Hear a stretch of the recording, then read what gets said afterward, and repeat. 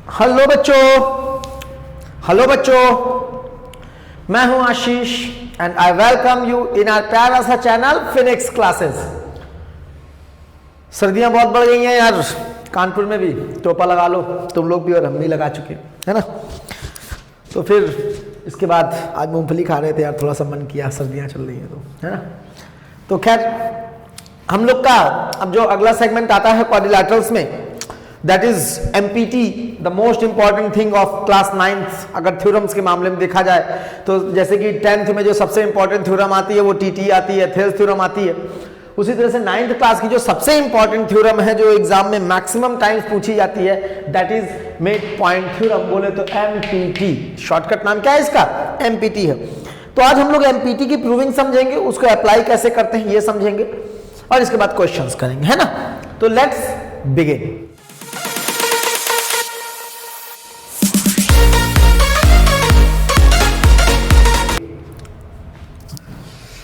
तो अगर आपको स्क्रीन पे अगर आपको दिख रहा है तो सबसे पहले समझिए कि मिड पॉइंट थ्योरम होती क्या है। प्रूविंग तो हम करा देंगे, समझिए पहले थ्योरम क्या होती है। देखिए जैसे आपको मान लीजिए कि एक ट्रायंगल दिया है, क्या दिया है? ट्रायंगल दिया, कोई भी ट्रायंगल हो सकता है, ए बी सी। आपको किन्हीं भी दो साइड्स के मिड पॉइंट पता चलना है। ए बी का मिड पॉइंट आपको मान लीजिए डी दे दिया गया, AC का मिड पॉइंट मान लीजिए आपको E दे दिया गया। तो मिड पॉइंट थ्योरम क्या बताती है कि अगर D और E को ज्वाइन कर दिया जाए, D और E को क्या कर दिया जाए? ज्वाइन कर दिया जाए, तो जो बची वाली थर्ड साइड होगी ना ट्रायंगल की, तो ये DE इसके पैरेलल होगी, पहली बात। और दूसरा क्या होगा? DE will be half of the base, यानी कि थर्ड साइड, यानी कि BC। आई बात समझ में कि नहीं आई? Line joining the midpoints of any two sides of a triangle is parallel and half to the third side of the triangle, और we can say that base. ठीक है, मान लीजिए कल को इसका मिड पॉइंट नहीं इसका मिड पॉइंट होता, कोई दिक्कत नहीं। तो इन दोनों के मिड पॉइंट को अगर ज्वाइन किया जाए तो अब ये जो लाइन आएगी तो ये इसके पैरेलल हो जाएगी और ये इसकी हाफ हो जाएगी, यानी कि डी, मान लो F नाम था इसका, तो DF will be parallel to AC, क्योंकि F जो है वो BC का मिड पॉइंट है, D जो है वो AB का मिड पॉइंट है। इनको ज्वाइन किया, जो थर्ड साइड बची साइड कौन सी हो गई? AC बची वाली साइड हो गई। तो DF जो होगी वो AC के पैरेलल भी होगी और AC की हाफ भी होगी। ठीक है, बाय द सेम लॉजिक अगर आप इन दोनों साइड्स के मिड पॉइंट्स को ज्वाइन कर दें, मान लीजिए ये F है और ये पैरेलल वाला नहीं है भी, ठीक है, नॉर्मल साइड्स, तो इन दोनों के मिड पॉइंट्स को आपने ज्वाइन कर दिया। तो अब मिड पॉइंट थ्योरम कहते हैं कि ये जो लाइन होगी EF, ये थर्ड साइड, यानी अब थर्ड साइड कौन सी हो जाएगी? AB हो जाएगी। तो ये AB के पैरेलल हो जाएगी, एज वेल एज EF जो होगी वो AB की क्या हो जाएगी? हाफ हो जाएगी। आई बात समझ में? इसको कहते हैं मिड पॉइंट थ्योरम। क्या कहते हैं? Mid point theorem. I hope आपको समझ में आ गई होगी। अब इसकी प्रूविंग करते हैं, फिर इसका और प्रॉपर एप्लीकेशन में आपको समझाऊंगा। तो मान लीजिए कि आपको हम मिड पॉइंट थ्योरम प्रूव कर रहे हैं, तो हमको गिवन क्या क्या है? हमको गिवन है, मान लीजिए कि AB का मिड पॉइंट D है और AC का मिड पॉइंट E है। ये हमको दो चीजें गिवन है, D is the mid point AB and E is the mid point of AC। तो ये इज इक्वल टू ये हमको गिवन है एंड ये इज इक्वल टू ये हमको गिवन है। ठीक है, तो मिड पॉइंट थ्योरम क्या कहती है कि अगर ये दोनों मिड पॉइंट है तो इनको मिलाने वाली लाइन जो DE होगी वो BC के क्या होगी? हाफ होगी, और BC के पैरेलल भी होगी। तो हमको प्रूफ क्या करना है? To prove that DE parallel to BC, पहली चीज, और DE is equal to half of BC, ये हमको प्रूफ करना है। ये मिड पॉइंट थ्योरम की हम प्रूविंग कर रहे हैं, क्योंकि mid point theorem as it is proof करने को आ जाती है। सीधे सीधे 4 नंबर में क्वेश्चन आ जाएगा आपका कि प्रूव मिड पॉइंट थ्योरम। ठीक है, तो ये हो जाएगा। तो इसके लिए अब आपको बेटा एक कंस्ट्रक्शन करनी पड़ेगी, तो ये आपको रख के रखना है, ध्यान रखना पड़ेगा, ऐसे काम नहीं चलेगा। ठीक है, कि आप दिमाग लगा के सोच लें, आपको ध्यान रखना पड़ेगा। क्या आप क्या करिए, जैसे ये AB का मिड पॉइंट है तो आप AB की जगह C से, कहां से? C से AB के ही पैरेलल एक लाइन ड्रॉ करिए। क्या करिए? ए बी के ही, ये ए बी या डी बी किसी को बोले, तो इसके पैरेलल सी से एक लाइन ड्रॉ करिए और डीई को एक्सटेंड कर दीजिए, तो कहीं ना कहीं मिल जाएंगी। मान लीजिए एफ पे मिल गई। कहां पे मिल गई? एफ पे मिल गई। ठीक है, इतना आपने कर दिया। तो कंस्ट्रक्शन आपने क्या किया कि C F parallel to A B और which meets DE at F. ठीक है, अब आइए प्रूफ करते हैं। तो प्रूफ करने के लिए आपको क्या करना पड़ेगा? आप एक काम करिए, आप इन दोनों ट्रायंगल्स को ले लीजिए। क्या करिए? इन दोनों ट्रायंगल्स को ले लीजिए। तो अगर आप इन दोनों ट्रायंगल्स को लेते हैं तो देखिए, ये दोनों ट्रायंगल में देखिए एक पार्ट ऑफ साइड तो इक्वल है, this is equal to this, आपको गिवन है। ये एंगल और ये एंगल क्या हो जाएगा? वर्टिकली अपोजिट एंगल हो जाएगा। और अगर आप देखें तो ये एंगल और ये एंगल, चाहे इस एंगल को ले लें, किसी को भी आप ले सकते हैं। ठीक है, तो ये एंगल और ये एंगल ऑल्टरनेट एंगल हो जाएंगे। भाई ये एक ट्रांसवर्सल लाइन इन दोनों पैरेलल लाइन से इंटरसेक्ट कर रही है, कंस्ट्रक्शन से पैरेलल लिया था। या फिर इसको और इसको भी आप इक्वल ले सकते हैं कि ये भी ये ट्रांसवर्सल हो जाएगी, सी एफ और बी डी पैरेलल हो जाएगी, तो ये भी इक्वल। तो मान लीजिए यही वाले हमने इक्वल ले लिए, तो देखिए angle side angle, angle side angle, तो इससे दोनों ट्रायंगल क्या हो जाएंगे? कॉन्ग्रुएंट हो जाएंगे। आइए लिख लेते हैं, in triangle ADE and CEF। तो अगर आप ADE और CEF में देखें तो सबसे पहले बोल सकते हैं DAE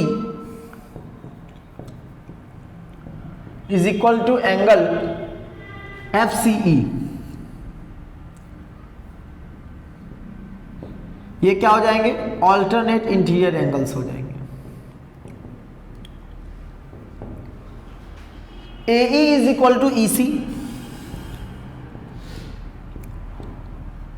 ये हमको गिवन था। ठीक है, और एंगल AED या DEA will be equal to angle CEF, vertically opposite, vertically opposite angles। ठीक है, तो by angle side angle criteria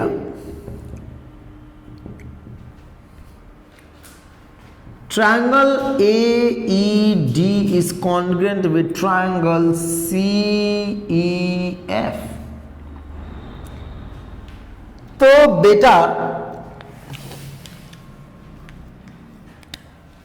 ये दोनों जो ट्रायंगल है ये क्या हो जाएंगे? कॉन्ग्रुएंट हो जाएंगे। इतनी बात समझ में आ गई आपको? ठीक है, जब ये दोनों ट्रायंगल कॉन्ग्रुएंट हो जाएंगे तो अब इससे क्या पता चल जाएगा? इससे हमको CPCT से ये पता चल जाएगा कि देखिए ये जो हो जाएगा ये भी इसके इक्वल हो जाएगा। AD is equal to CF, क्या आ जाएगा? AD is equal to CF हो जाएगा, आ जाएगा CPCT से। अच्छा एक बात बताइए, AD is equal to CF आ गया बाई CPCT, और आपको ये पता है कि AD और BD इक्वल है क्योंकि D मिड पॉइंट है।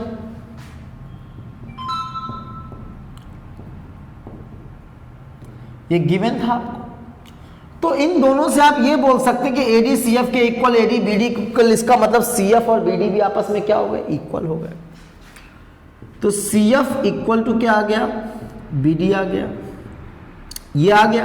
अच्छा, बट हमको ये भी पता है कि CF is parallel to BD from construction. ठीक है, अब देखिए BD और CF पैरेलल भी है, BD और CF इक्वल भी है।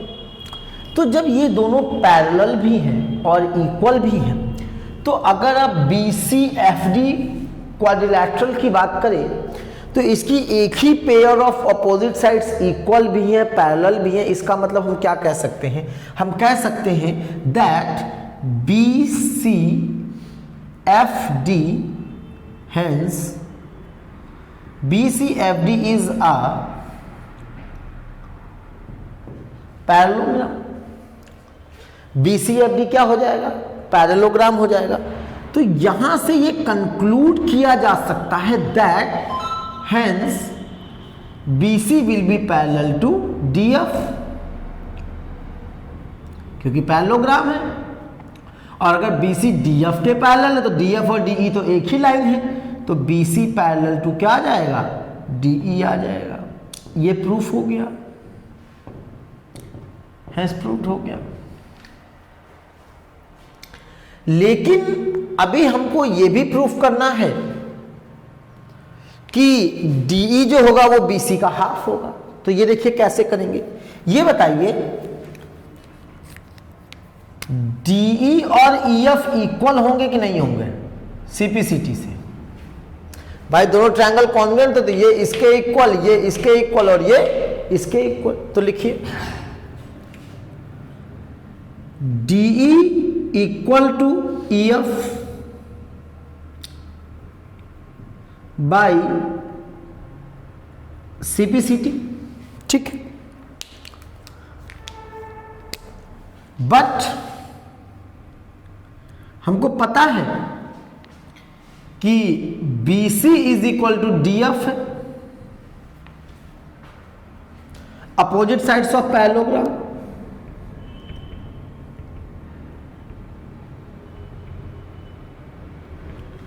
ठीक है, तो BC DF के बराबर है, DE और DF इक्वल है, तो हम DF को क्या लिख सकते हैं? ट्वाइस ऑफ DE लिख सकते हैं कि नहीं लिख सकते हैं? क्योंकि E तो मिड पॉइंट हो गया।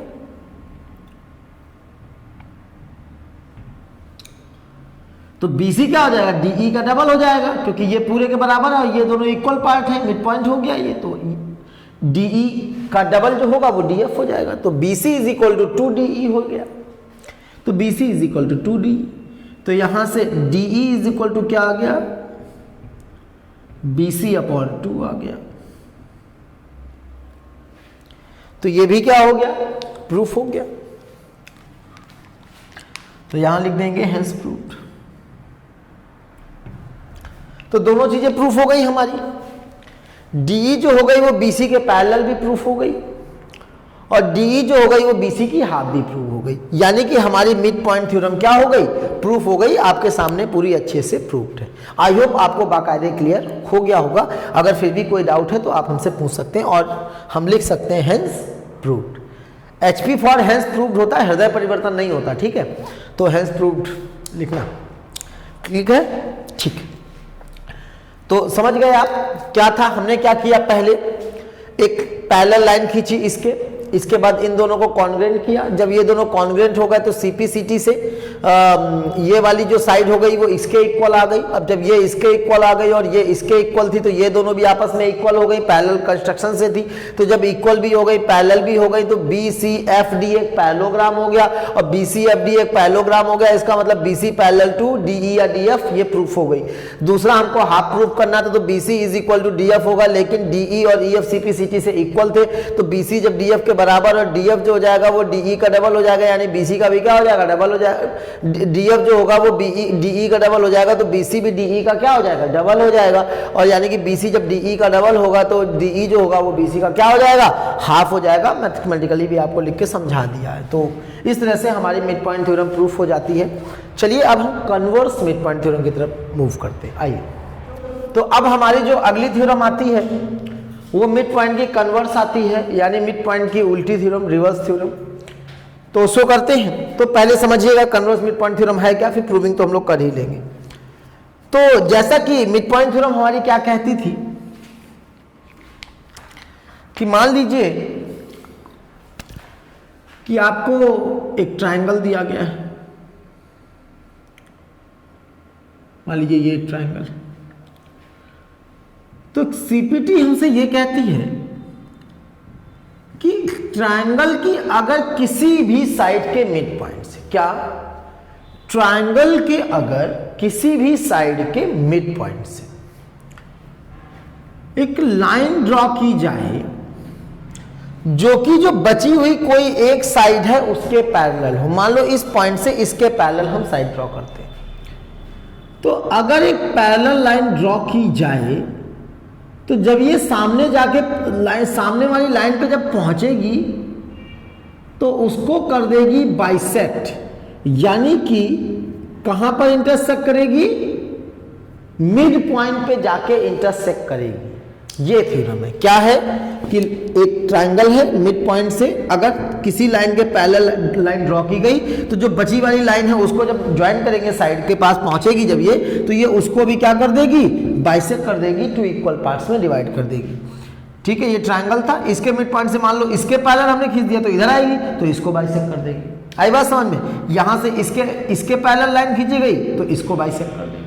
आई बात समझ में? कोई ट्रायंगल था, ये मिड पॉइंट है, इसके पैरेलल लाइन खींची गई तो इसको बाइसेक्ट कर देगी। यहां था, यहां से और किसके पैरेलल ड्रॉ कर सकते हैं, इसके पैरेलल ड्रॉ की गई तो इसको बाइसेक्ट कर देगी। ठीक है, तो मतलब कोई भी साइड ऑफ ट्रायंगल का जो मिड पॉइंट हो, उस पॉइंट से बची हुई दो साइडों में से किसी के भी पैरेलल एक लाइन ड्रॉ कर दी जाए तो जो थर्ड साइड बचेगी उसको हमेशा वो लाइन जाके क्या कर देगी, बाइसेक्ट कर देगी। This is called converse mid point theorem, CPT। ठीक है, तो आइए देखते हैं।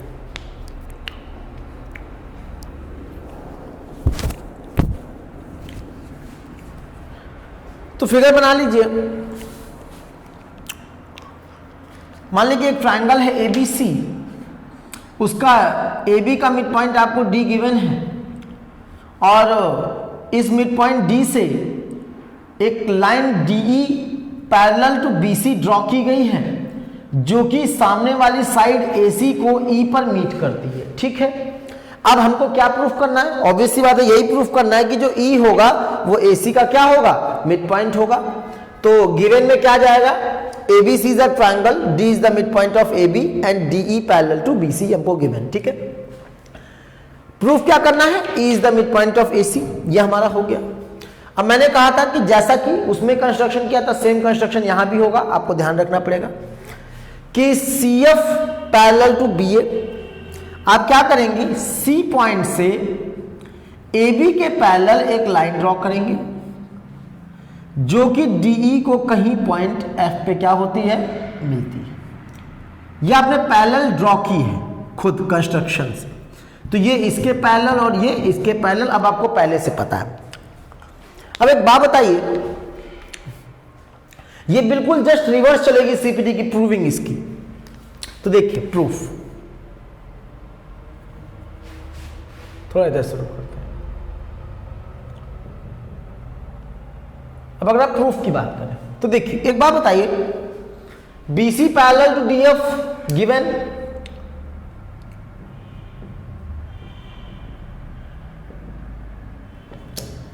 BD parallel to CF from construction,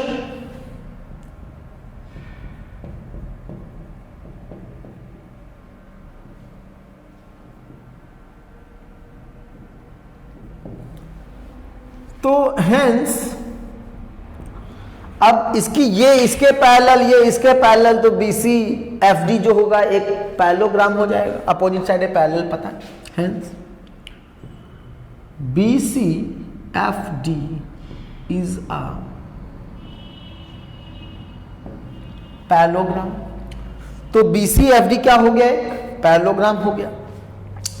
जब BC FD एक पैरेललोग्राम हो गया बेटा, तो इसका मतलब क्या हुआ, यहां से हम ये बोल सकते हैं कि BD is equal to CF by CPCT।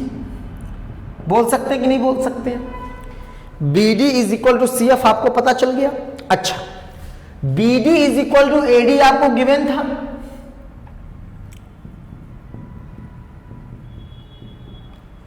ये हमको गिवन था। BD AD बराबर है, D मिड पॉइंट हमको पता था ना पहले से ही, तो BD और AD इक्वल है, BD और CF भी इक्वल। तो ये बताओ AD और CF इक्वल होगा कि नहीं होगा? हो गया आराम से। तो इसको हम बोल देते हैं अगर इक्वेशन 1 और इसको बोल देते हैं इक्वेशन 2, तो from equation 1 and equation 2, from equation 1 and equation 2 we can conclude that CF equal to क्या हो जाएगा, AD हो जाएगा। तो जो CF इक्वल टू AD हो जाएगा, क्या हो जाएगा, CF इक्वल टू AD। तो CF इक्वल टू AD अब आपको मिल चुका है बेटा, तो हम यहां से इसको इसके इक्वल यूज कर सकते हैं, CF इक्वल टू AD। अब आ जाइए ADE और CEF ट्राइंगल में। In triangle ADE and triangle CEF, तो ADE और CEF की आप बात करें तो फिर से भाई इनको कॉन्ग्रुएंट प्रूफ कर दो बेटा, तो कॉन्ग्रुएंट प्रूफ कर दोगे तो ये इक्वल टू आ जाएगा, तो E मिड पॉइंट प्रूफ हो जाएगा, यही हमको प्रूफ करना है। तो ये बताइए AD इक्वल टू CF हमको गिवन है,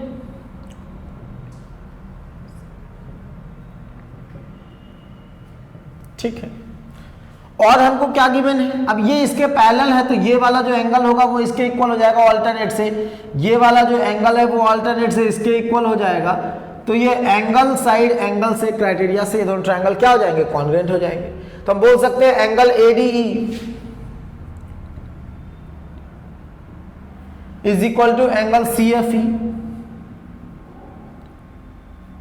alternate, angle DAE triple marking वाले, angle DAE is equal to angle ECF, ये भी ऑल्टरनेट हो जाएंगे। तो angle side angle, angle side angle, तो भाई ऐसे criteria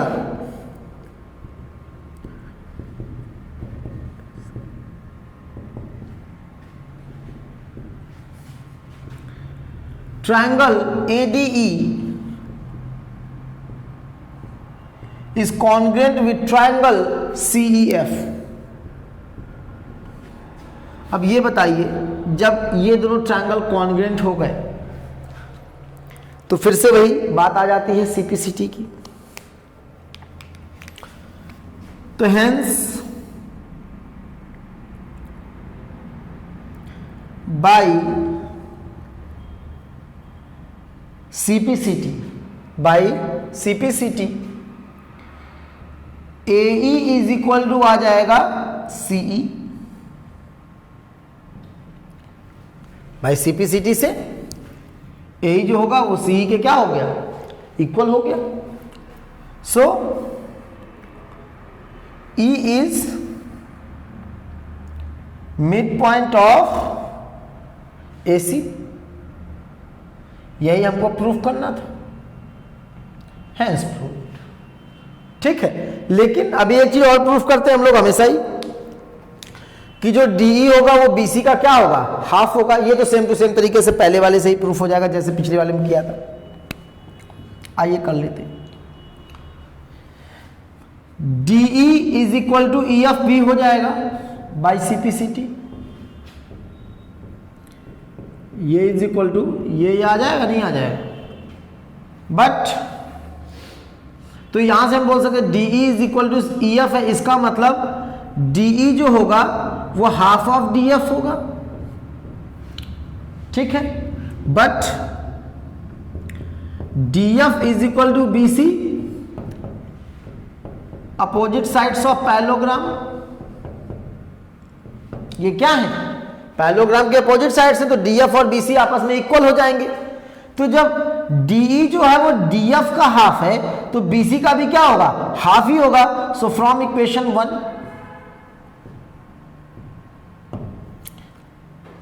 DE is equal to half of BC आ जाएगा। यही तो प्रूफ करना था कि DE जो होगा वो BC का हाफ होगा, तो ये भी प्रूफ हो गया। तो इस तरह से हमारी कन्वर्स मिड पॉइंट थ्योरम भी प्रूफ हो जाती है। आई होप आप लोगों को अच्छे से समझ में आ गई होगी, ठीक है। थोड़ा सा और इन दोनों को मिला के मिड पॉइंट थ्योरम क्वेश्चन में अप्लाई कैसे करने, इसकी मैं थोड़ा सा आपको थ्योरेटिकल बात कर लेता हूं, क्वेश्चन नहीं कर रहा हूं, सिर्फ समझा रहा हूं। आइए थोड़ा देखिएगा इस चीज को। ये तो प्रूविंग होगा, स्क्रीनशॉट ले लीजिए, पेपर में आएगी तो ऐसा ही आपको प्रूफ कर देना है सीधे सीधे, ठीक है। तो देखिए बेटा, कब एमपीटी लगाएंगे, कब सीएमपीटी लगाएंगे। एमपीटी मतलब मिड पॉइंट थ्योरम, सीएमपीटी मतलब कन्वर्स मिड पॉइंट थ्योरम। कभी कोई ट्रायंगल है, एक देखो मिड पॉइंट्स में होते क्या है, इस थ्योरम्स में क्या होते हैं, दो साइड के मिड पॉइंट 1 होता है, मिड पॉइंट 2 होता है और पैरेलल लाइन होती है। 3 चीजें होती हैं और कुछ तो नहीं होता है।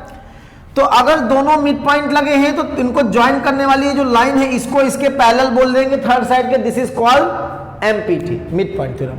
बाकी इसके हाफ होगी, ये दोनों में बोला जा सकता है, वो कुछ कन्वर्स नहीं है। दूसरा मिड पॉइंट दिया है, ज्वाइन करेंगे लाइन, इसके पैरेलल हो जाएगी, इसके हाफ हो जाएगी, मिड पॉइंट थ्योरम। किसी एक का मिड पॉइंट दिया है, लाइन पैरेलल खींची गई है, दूसरा भी मिड पॉइंट हो जाएगा, कन्वर्स मिड पॉइंट थ्योरम। तो आपके पास ये 3 चीजें होती हैं। अगर दोनों मिड पॉइंट पता है तो लाइन पैरेलल हो जाएगी, अगर एक मिड पॉइंट और पैरेलल पता है तो दूसरा वाला भी क्या हो जाएगा, मिड पॉइंट हो जाएगा। दोनों मिड पॉइंट पता है तो एमपीटी हो जाएगी, एक मिड पॉइंट और पैरेलल पता है तो क्या हो जाएगी, मिड पॉइंट बोलेंगे तो सीपीटी हो जाएगी, सीएमपीटी। ठीक है, तो इस तरह से आप मिड पॉइंट थ्योरम का एप्लीकेशन कर सकते हैं। The most important theorem of your class 9th book. ठीक है, तो इसको अच्छे से समझ डालो। चलिए भाई आगे बढ़ते हैं और इस चैप्टर की शायद लास्ट जो थ्योरम है उसको भी निपटा देते हैं। निपटाना नहीं है, मतलब पढ़ लेते हैं ऑब्वियसली, और इसके बाद फिर क्वेश्चंस की तरफ मूव करेंगे, है ना। तो आइए जरा सा जल्दी से देख लीजिए। ये जो थ्योरम है आपके स्क्रीन के सामने, ये भी बड़ी नामी गिरामी थ्योरम है, ये भी अपने नाम से जानी जाती है, स्टेटमेंट से नहीं। तो इस थ्योरम का नाम है इंटरसेप्ट थ्योरम। क्या नाम है, इंटरसेप्ट थ्योरम नाम है। अभी पहले हमने क्या पढ़ी, एमपीटी पढ़ी, फिर हमने पढ़ी सीएमपीटी, अब हम पढ़ रहे हैं इंटरसेप्ट थ्योरम। ठीक है, तो आइए देख लेते हैं। तो इसका पहले लॉजिक समझ लेते हैं, फिर प्रूविंग भी कर लेंगे। लॉजिक क्या कहता है इसका, ये जो थ्योरम है ना, वो ये कहती है कि मान लीजिए आपको 3 लाइनें पैरेलल दी गई हैं। ठीक, बहुत अच्छी बात है। आपको गिवन है कि ये तीनों लाइनें आपस में पैरेलल है। मान लो एक का नाम L ले लिया, एक का नाम M ले लिया, एक का नाम N ले लिया। ठीक है, प्रूविंग कर लेंगे भी, आप समझ लीजिए पहले। ये कहती है कि अगर कोई एक ट्रांसवर्सल लाइन आई और इनको काटते हुए निकल गई, मान लो इस लाइन का नाम मैंने कुछ K रख दिया, ये अपना चली गई। ठीक, और इस ट्रांसवर्सल ने इसको इस तरह से काटा कि मान लीजिए ये इसको A, B और C पे इंटरसेक्ट कर रही है।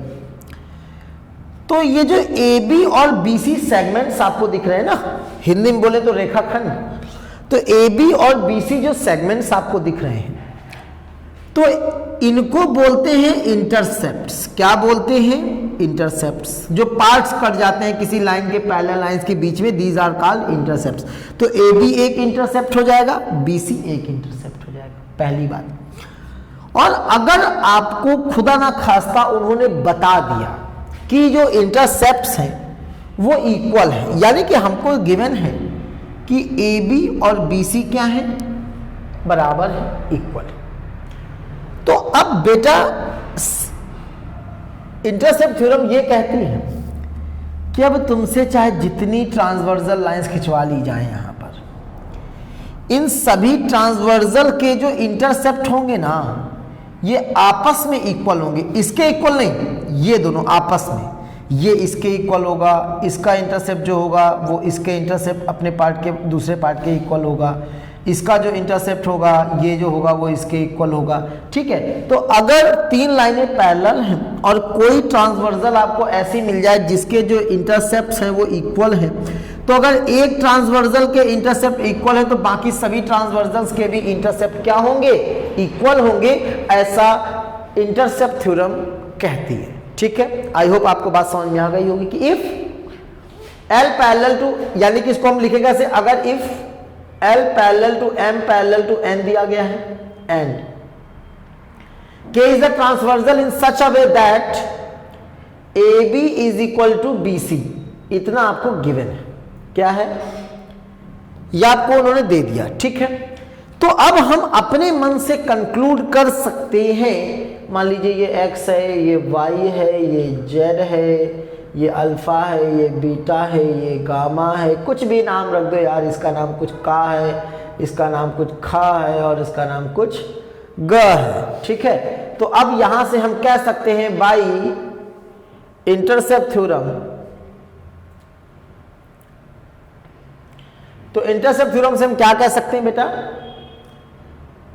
X Y will be equal to Y Z, alpha beta will be equal to beta gamma and काखा इज इक्वल टू खगा,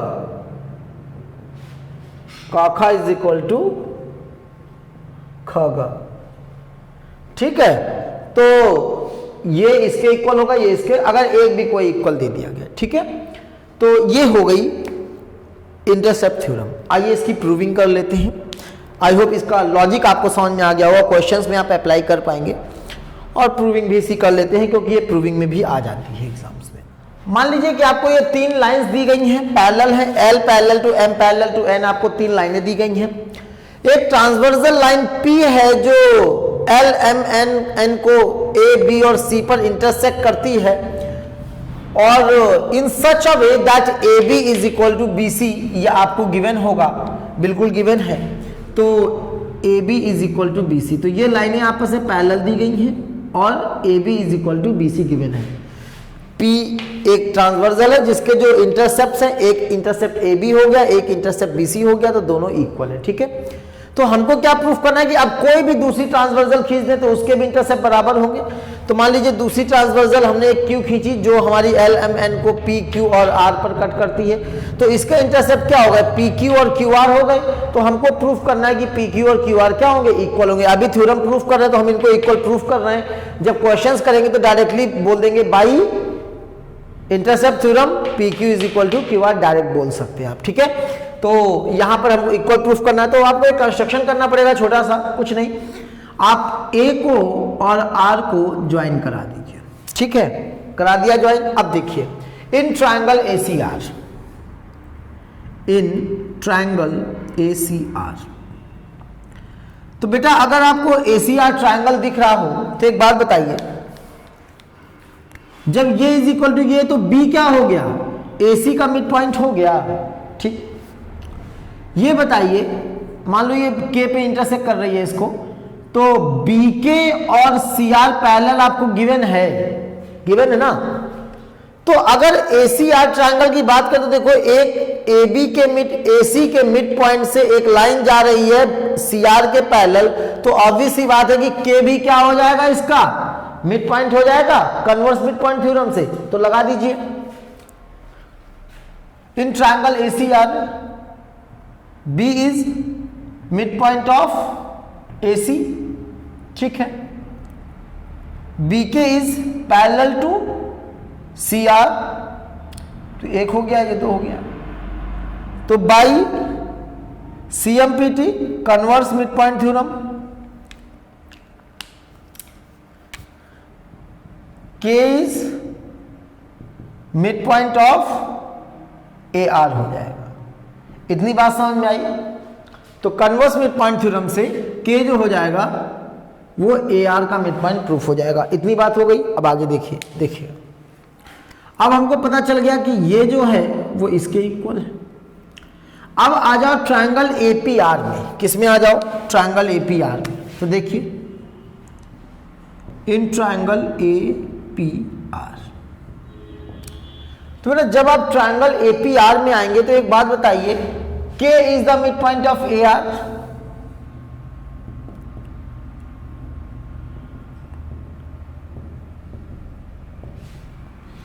ठीक है। अच्छा ये बताओ KQ जो है वो AP के पैरेलल है कि नहीं है, ये तो हमको गिवन नहीं था। तो हम बोल सकते हैं KQ पैरेलल टू AP, ये भी हमको गिवन। तो देखो फिर से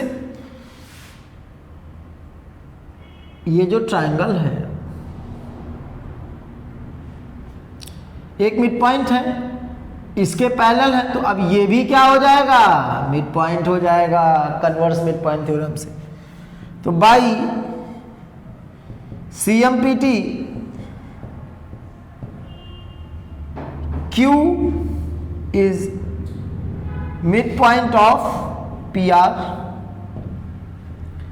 तो जब Q जो हो गया वो पी आर का मिड पॉइंट प्रूफ हो गया, इसका मतलब क्या हो गया, hence P Q is equal to Q R. P Q जो होगा वो किसके इक्वल हो जाएगा, क्यू आर के इक्वल हो जाएगा।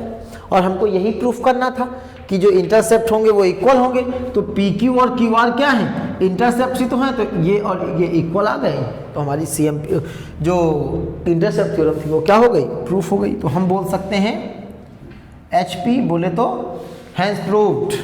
ठीक है, तो इस तरह से बेटा हमारी क्वाड्रिलैटरल्स की जो सारी प्रूविंग्स हैं वो खत्म हो जाती हैं। तो अब हमारी क्वाड्रिलैटरल्स की सारी थ्योरम्स हो चुकी हैं, हम लोगों ने MPT CMPT सब कुछ कर लिया है। और अब हमारे क्वेश्चंस बचते हैं एक बार मिड पॉइंट थ्योरम CMPT के, जो बहुत इंपॉर्टेंट होते हैं। तो नेक्स्ट लेक्चर में हम लोग एक्सरसाइज कर लेंगे 10C ऑफ RS अग्रवाल, है ना, तो उसको कर लेंगे। और इसके साथ ही क्वाड्रिलैटरल को हम लोग अलविदा करेंगे, श्रद्धांजलि सुमन समर्पित करेंगे, और इसके बाद फिर सर्कल्स की तरफ मूव करेंगे। ठीक है, तो फिलहाल आज के लिए इतना ही रखते हैं, मिलते हैं नेक्स्ट वीडियो में। चैनल को देखते रहिए, अपना प्यार देते रहिए, सब्सक्राइब करते रहिए, शेयर करते रहिए। जितना प्यार शॉर्ट्स को देते हैं उतना वीडियोस को भी दीजिए। आपके घर में अगर आप बड़े हैं तो आपका कोई रिलेटिव है, दोस्त है, भाई है जो कि 9th में है या 9th 10th में जाने वाला है, 9th में आने वाला है, तो उनको हमारे चैनल को रिकमेंड करिए, वो पढ़ें। अगर आपको लगता हो कि यहाँ पर सिंसियरिटी के साथ क्लासेस ली जा रही हैं। इसके साथ ही आज के लिए इतना ही, मिलते हैं नेक्स्ट वीडियो में। Till then thank you very much, all for today, God bless you all. सर्दियाँ हो गई हैं यार, टंग फंबल करती है। बाय।